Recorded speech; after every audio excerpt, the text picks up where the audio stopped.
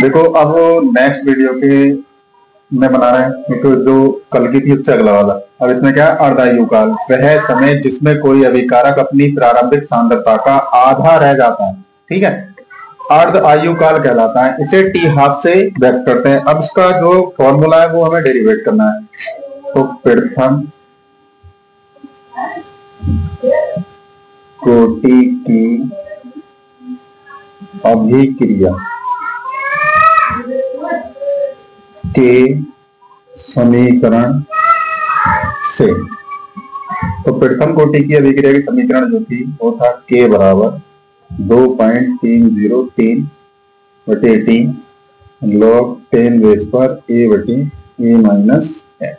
ठीक, अब इसमें देखो t की जगह पे हमें क्या लगाना है, टी हाफ, और x की जगह पे हमें लगाना है a बाई 2। इसका मतलब क्या है, आधा।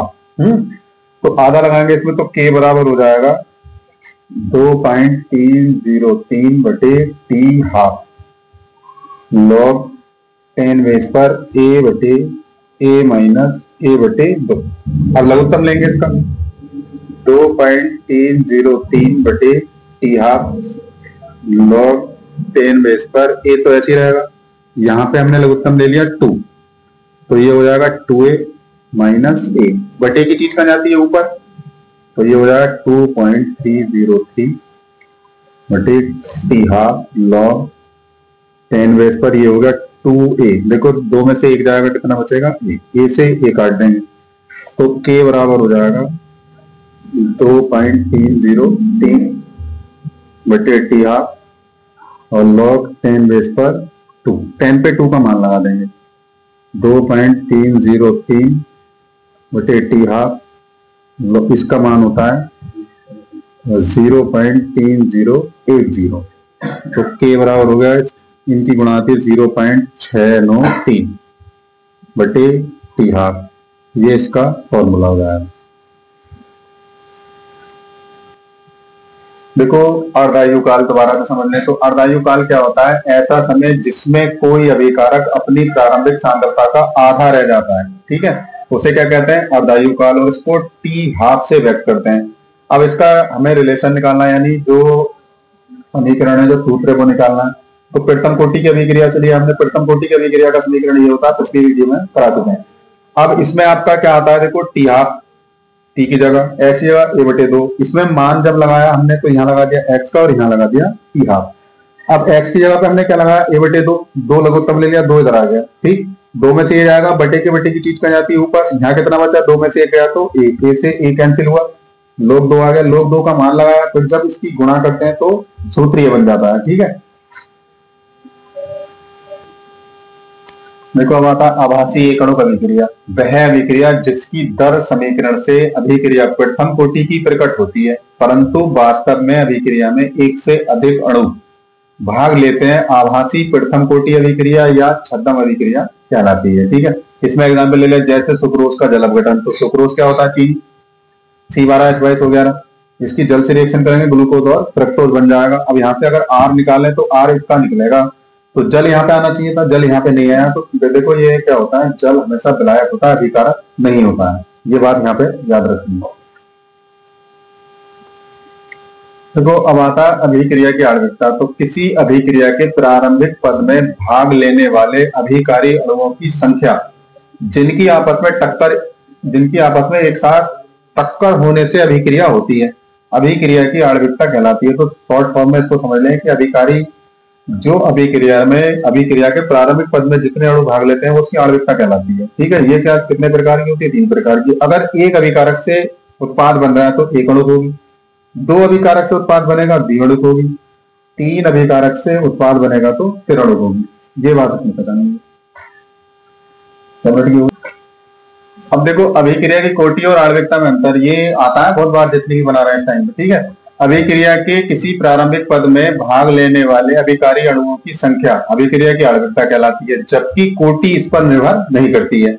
अभिक्रिया की आणविकता सदैव पूर्ण संख्या होती है, जबकि कोटि पूर्ण संख्या, भिन्नात्मक या शून्य होती है। अभिक्रिया की कोटि शून्य होती है, जबकि आणविकता कभी भी शून्य नहीं हो सकती, क्योंकि ऐसी कोई अभिक्रिया नहीं हो सकती जिसमें कोई अभिकारक ना हो। नंबर 4, किसी अभिक्रिया के लिए अभिक्रिया की कोटि या आणविकता समान या भिन्न हो सकती है। अब देखो हमें ये न्यूमेरिकल करना है। एक प्रथम कोटि की अभिक्रिया का अर्धकाल, अर्धकाल का मतलब होता है अर्धायुकाल, 60 मिनट है। कितने समय में अभिक्रिया का 90% पूर्ण हो चुका होगा। ठीक है, तो सबसे पहले टी हाफ का मान दिया, टी हाफ बराबर है 60 मिनट। ठीक, इसमें के निकालने तो के बराबर होगा 0.693 बटे टी हाफ। ठीक, ये समीकरण आपकी हो जाएगी 1। अब देखो हमें निकालना है ए का 90%, तो ये x का मान होगा 90 गुणा a बटे 1 0 से 1 0 कट गया, तो ये कितना हुआ गया 9a बटे 10। ठीक है, अब सूत्र क्या होता है, t बराबर 2.303 के log 10 बेस पर a बटे a माइनस x। यहाँ पे मान लगा दो 2.303, के का मान ये वाला पुट कर दो यहाँ पे 0.693 बटे टी हाफ का मान भी लगा दो कितना 60 log 10 बेस पर a बटे a माइनस a बटे 9a बटे 10। पॉइंट से पॉइंट कट जाएगा, 60 ऊपर चले गए, तो 2303 गुणा 60 बटे नीचे हो गया 693। 10 बेस पर ये हो गया 10a बटे 10a माइनस 9a, लघुत्तम लेके ऊपर भेज दिया तो ठीक। अब इससे से काट दो तो ये कटेगा 3.32 बार, 3.32, तो 3.32 गुणा 60 log 10 बेस पर 10a अपॉन a बचा, ए से ये कट गया, तो ये हो जाएगा t बराबर, इनकी गुणा कर लो 0, 6 दूनी 12 के 2 हासिल लगा, 1 6 18 और 1 19, 6 18 और 1 19, 2 के बाद पॉइंट यहाँ लगा दें। अब देखो log 10 बच रहा है, log 10 का मान कितना होता है 1, तो t बराबर हो जाएगा 199 मिनट। ये इसका आंसर हो गया। दोबारा से देख लेंगे। सबसे पहले जो वैल्यू दी है अर्धायुकाल का, टी हाफ का मान 60 लिख लिया। फिर देखो टी हाफ का अभी रिलेशन जो है सिद्ध करा था हमने, उसमें ये था। अब ए का हमें क्या निकालना पड़ा 90%, क्योंकि जितना परसेंट दिया होगा वो आपको निकालना होगा, तो वो एक्स की वैल्यू होगी। ठीक, अब फॉर्मूला क्या होता है, टी बराबर 2.303 बटे के log 10 बेस पर a बटे a माइनस एक्स। अब इसमें के का मान जैसा था वैसा का वैसे यहाँ लगा दिया, टी हाफ की जगह हमने कितना लगा दिया 60, पॉइंट से पॉइंट काटा, 60 बटे के बटे में ऊपर चला जाएगा। ठीक, यहाँ पे आपने 10 लेके लघुत्तम ले लिया, तो बटे की चीज कहाँ जाती है ऊपर, तो 10a बटे 10a माइनस 9a हो जाएगा। यहाँ से कितना बचेगा 1a, a से a कैंसिल हो गया। इधर हमने दोनों की गुणा करी तो कितना है 199.2, तो 199.2 भी लिख सकते हैं और आप 199 मिनट भी लिख सकते हैं, क्योंकि log 10 का मान क्या होता है 1।